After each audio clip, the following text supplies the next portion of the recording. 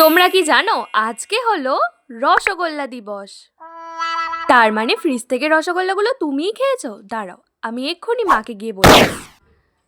আরে, তুমি তো দারুণ একটা আইডিয়া দিলে। আইডিয়া মানে হুম ফ্রিজ ম্যাগনেট। দেখো, আমি এখন রসগোল্লা তো বানাতে পারবো না, বাট রসগোল্লা ফ্রিজ ম্যাগনেট তো বানাতে পারবো। ডিআইওয়াই এই ক্লেটা দিয়ে ছোট ছোট কয়েকটা রসগোল্লা আর এই রসগোল্লাগুলো রাখার জন্য একটা বাটি বানিয়ে নেব।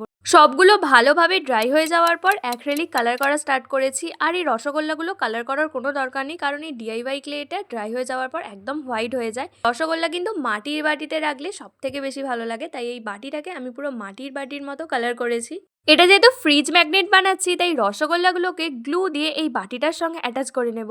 টোটাল আমি 5টা রসগোল্লা বানিয়েছিলাম, বাট এই ছোটু সা বাটিটাতে মোটে 3টে রসগোল্লাই ধরেছে। রসগোল্লার রসটা বানানোর জন্য আমার কাছে যেহেতু রেজিন ছিল না, সেই জন্য আমি লাস্টে জেল নেল পলিশ ইউজ করেছি। তো আমাদের রসগোল্লার বাটি তো রেডি। এবার এই রসগোল্লার বাটিটাকে ফ্রিজ ম্যাগনেট বানানোর জন্য আমার এই ক্রাফট মেটেরিয়াল বক্স থেকে একটা ম্যাগনেট নিয়ে ব্যাক সাইডে গ্লু দিয়ে অ্যাটাচ করে দিয়েছি। আমার DIY fridge magnet, sorry rasgulla fridge magnet তো রেডি। আচ্ছা, তোমাদের কোনটা ভালো লাগে, পান্তুয়া নাকি রসগোল্লা?